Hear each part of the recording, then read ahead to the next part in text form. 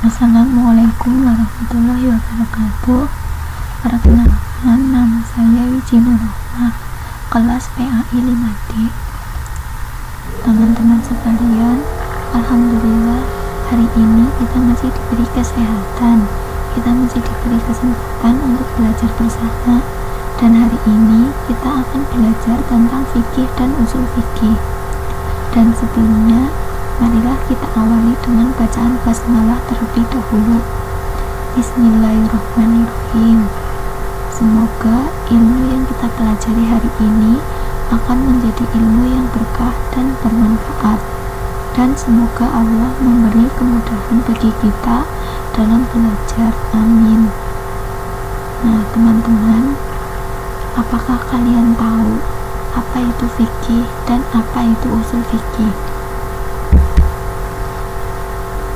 Dalam pembahasan kali ini, kita akan mempelajari fikih dan usul fikih. Yang pertama, tentang pengertian fikih dan usul fikih. Yang kedua, perbedaan fikih dan usul fikih. Yang ketiga, tujuan dari fikih dan usul fikih. Dan yang keempat, manfaat fikih dan usul fikih. Nah, teman-teman, apakah tahu apa pengertian fikih? Kata fikih dalam bahasa Arab yang berasal dari faqiha yafqahu fikhan, yang bermakna mengerti atau memahami. Asal kata tersebut juga digunakan dalam Al-Quran, surat At-Taubah ayat 122. Pernyataan yang ada dalam ayat tersebut adalah yatafaqqahu fi al-din, bermakna agar mereka memahami agama atau Islam. Definisi lain, fikih berarti ilmu tentang hukum-hukum syar'i yang bersifat amaliyah yang digali dan ditemukan dari dalil-dalil yang bersifat tafsili. Fikih itu adalah hasil penggalian, penemuan, dan penentuan ketetapan tentang hukum. Ada 4 sudut pandang tentang pengertian fikih. Yang pertama yaitu fikih merupakan ilmu tentang syara.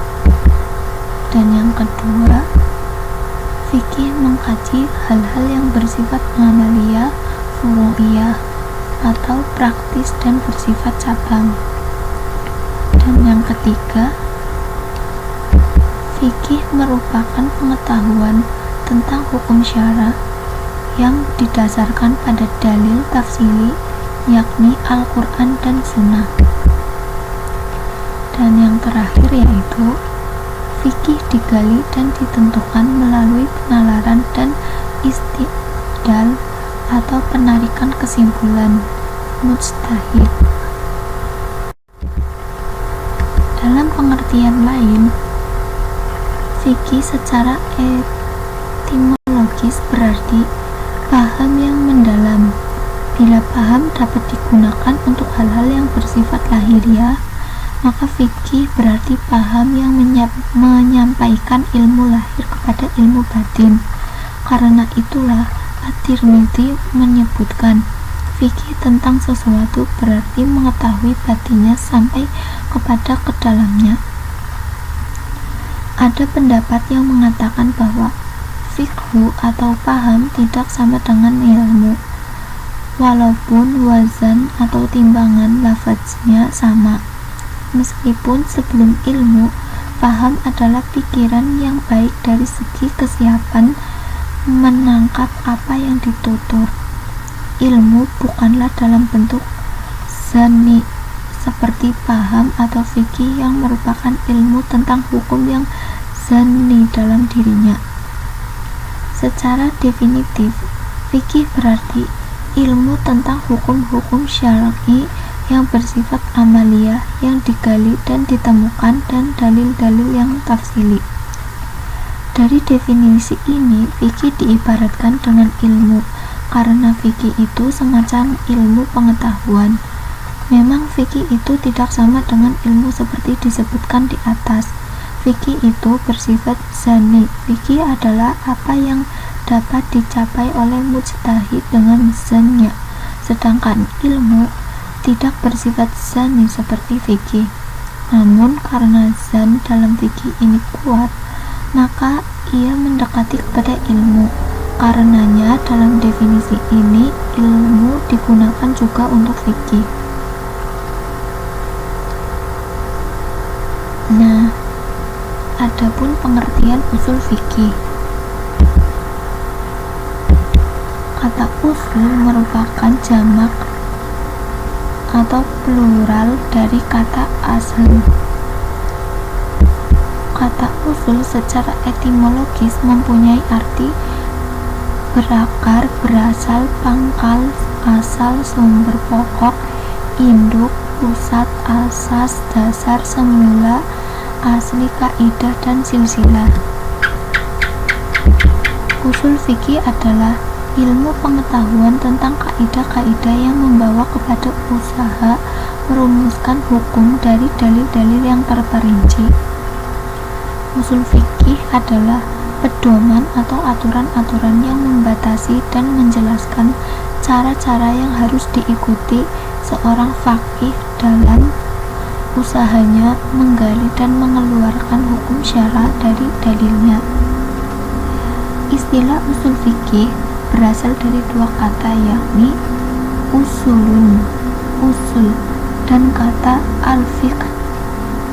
Menurut bahasa Arab, kata usul adalah jamak asal yang artinya landasan untuk membangun atau fondasi atau sesuatu yang dijadikan dasar bagi yang lain. Adapun menurut istilah, kata asal berarti dalil. Adapun kata fikih secara bahasa memiliki pengertian al-faham atau faham. Sementara fikih menurut pengertian bahasa menyangkut pemahaman yang diperoleh melalui proses berpikir mendalam, bukan sekedar tahu atau mengerti. Istilah fikih juga dapat diartikan sebagai hasil berpikir yang mendalam. Dengan demikian, pengertian usul fikih ialah sesuatu yang dijadikan dasar bagi fikih. Berdasarkan pengertian usul fikih di atas, dapat disimpulkan bahwa usul fikih merupakan pengetahuan mengenai kaidah-kaidah atau dalil umum untuk melakukan istinbat hukum atau penggalian hukum, sehingga sasaran dalam usul fikih ialah membahas dan membuat kaidah, bukan membahas rinci hukum atau menyimpulkan hukum dari dalil-dalil Al-Quran dan hadis. Pembahasan secara rinci mengenai hukum dan pemahaman dalil-dalil Al-Quran dan hadis merupakan bagian dari ilmu fikih, sedangkan usul fikih hanya membahas kaidah-kaidah umumnya saja. Misalnya, ulama usuliyah ahli usul fikih menyatakan sebuah kaidah usul fikih, yaitu al-aslu fil amri lil wujub, artinya perintah pada dasarnya bersifat wajib.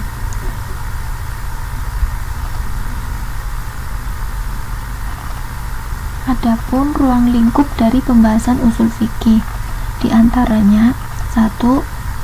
Sumber hukum Islam atau dalil-dalil yang digunakan dalam menggali hukum syara, baik yang disepakati maupun diperselisihkan. Yang kedua, mencari jalan keluar dari dalil-dalil yang secara lahiriah dianggap bertentangan. Yang ketiga, pembahasan ijtihad, syarat-syarat dan sifat-sifat orang yang melakukan mujtahid, baik yang menyangkut syarat-syarat umum maupun syarat-syarat khusus keilmuan yang harus dimiliki mujtahid. Yang keempat, pembahasan tentang hukum syara yang meliputi syarat-syarat dan macam-macamnya. Yang kelima, pembahasan tentang kaidah-kaidah yang digunakan dengan cara menggunakannya dalam mengistinbatkan hukum dari dalil-dalil, baik melalui kaidah-kaidah bahasa maupun melalui pemahaman tujuan yang akan dicapai oleh suatu nas atau ayat dan hadis. Usul fikih sering disebut dengan istilah furu'ul istinbat, yaitu disiplin ilmu yang mengkaji cara-cara membuat simpulan hukum, atau istilah manhaj al-ijtihad, yaitu metodologi ijtihad. Dalam hal ini, menalar hukum usul fikih bisa diibaratkan sebagai sebuah peta jalan atau rute yang menuntun seseorang pengembara mencapai tujuannya. Oleh karena itu, boleh jadi antara satu mujtahid dan mujtahid lain memiliki konten usul fikih yang berbeda-beda, namun memiliki tujuan yang sama, yaitu melaksanakan perintah Allah dan menjauhi larangannya dalam kerangka masalah manusia sebagai makhluk individu maupun sosial.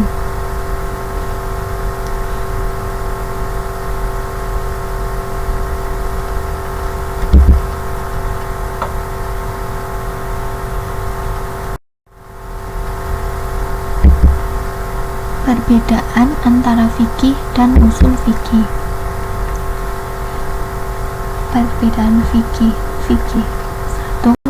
Fikih mengacu pada ilmu yang membahas persoalan-persoalan hukum Islam yang praktis. Fikih merupakan hasil atau produk dari usul fikih yang dituangkan ke dalamnya. Fikih tidak akan pernah ada jika produk usul fikih tidak bekerja. Fikih tidak akan pernah ada jika produk usul fikih tidak bekerja. Fikih sangat bergantung dan berhubungan dengan usul fikih. Usul fikih mengacu pada ilmu yang membahas kaidah-kaidah mengenai metode dalam menggali hukum dari dalil-dalilnya yang terperinci. Usul fikih merupakan proses istinbat, menggali atau hukum dari dalil-dalil. Usul fikih awal proses dan dapat melihat keputusan-keputusan lama yang ada di dalam fikih.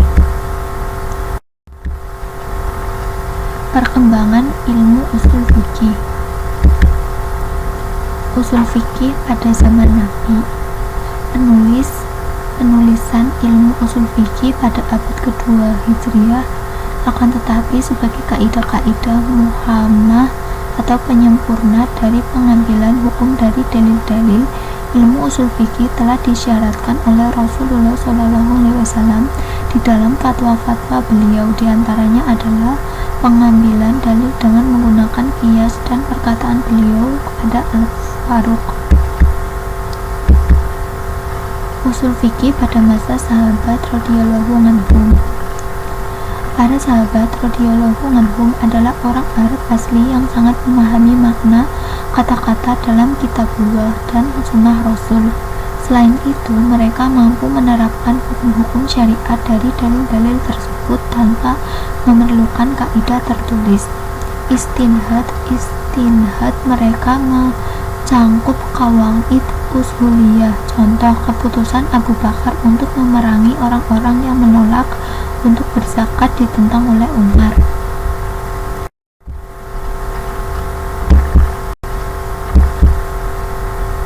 Selanjutnya itu usul fikih pasca masa sahabat radhiyallahu anhu. Para tabi'in meneruskan perumusan usul fikih yang telah dilakukan oleh para sahabat Rasul, kemudian sampailah pada masa imam-imam mazhab. Ketika itu banyak penerapan hukum-hukum yang dilakukan dengan istinhad dan istanbad. Para imam mulai merumuskan hukum-hukum istinhad disertai qawaid usuliyah dan dalil-dalil tafsiliyah.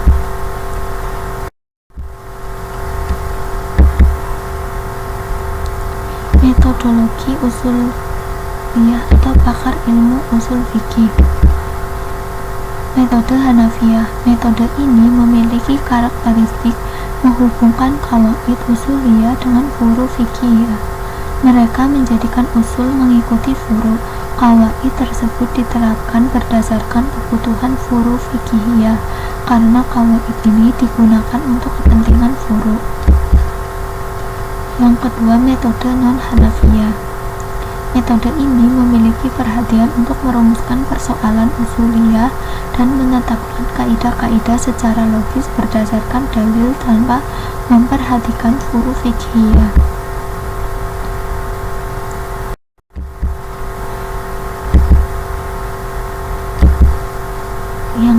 ketiga yaitu metode mutakhirin. Metode ini menyebutkan qawaid usuliyah dan menegakkan dalil-dalil di atasnya. Kemudian mereka membandingkan antara pendapat mutakalimin atau non-Hanafiyah dan pernyataan fuqaha atau Hanafiyah. Mereka mendiskusikan, melakukan tarjih, serta menyebutkan beberapa hukum furu yang dihasilkan darinya. Yang terakhir yaitu tujuan serta manfaat fikih dan usul fikih. Tujuan yang akan dicapai ilmu fikih ialah penerapan hukum syariat pada semua amal perbuatan manusia. Ilmu fikih merupakan tempat pengembalian seseorang qadhi atau hakim dalam memutuskan perkara, seorang mufti dalam memberikan fatwa, dan setiap orang mukhalaf dalam mengetahui hukum-hukum syariat pada segala tindakan dan tutur katanya.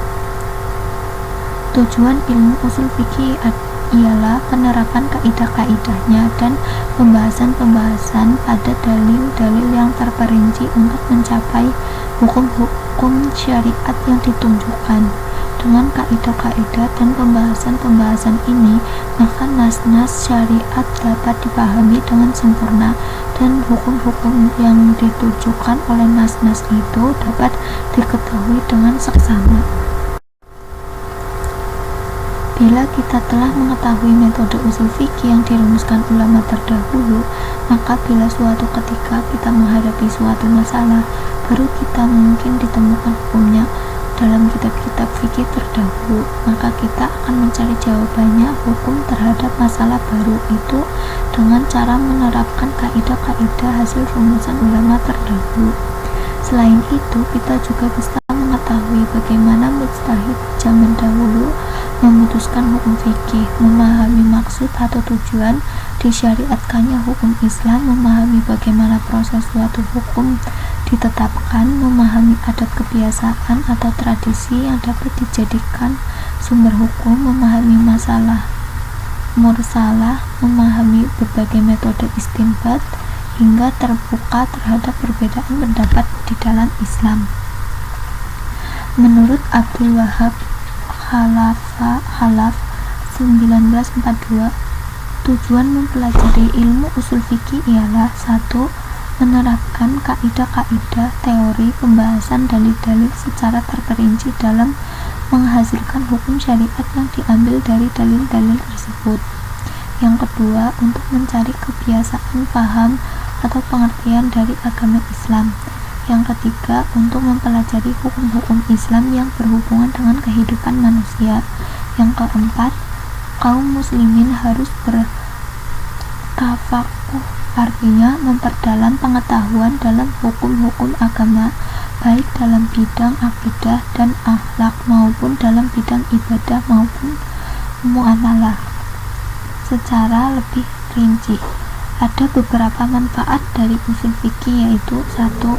Sebagai alat, sarana, dan metode untuk mendapatkan hukum-hukum syarat dari Al-Quran dan hadis, baik dalam masalah akidah, ibadah, muamalah, ukubah atau hukum-hukuman maupun akhlak. Yang kedua, memelihara agama dari penyimpangan dan penyalahgunaan dalil dengan berpedoman kepada usul fikih, hukum yang dihasilkan melalui ijtihad tetapi diakui syarat. Yang ketiga, memberikan pengertian dasar tentang kaidah-kaidah metodologi ulama mujtahid dalam menggali hukum.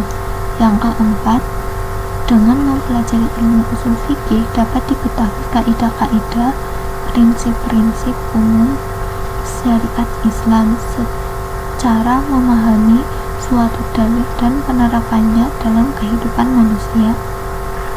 Mengetahui keunggulan dan kelemahan para mujtahid sejalan dengan dalil yang mereka gunakan. Dengan demikian, para peminat hukum Islam yang belum mampu berijtihad dapat memilih pendapat mereka yang terkuat disertai alasan-alasan yang tepat. Yang keenam, dengan mempelajari usul fikih dapat kita ketahui persyaratan yang harus dimiliki seseorang mujtahid, sehingga orang-orang yang tidak memenuhi syarat tidak patut dirujuk fatwanya atau pendapatnya.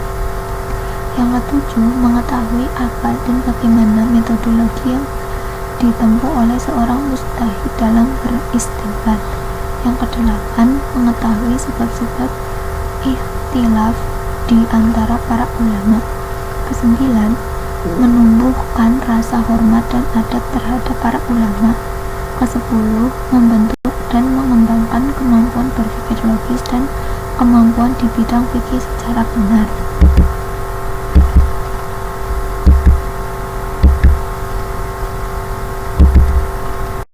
Sekian presentasi dari saya mengenai fikih dan usul fikih.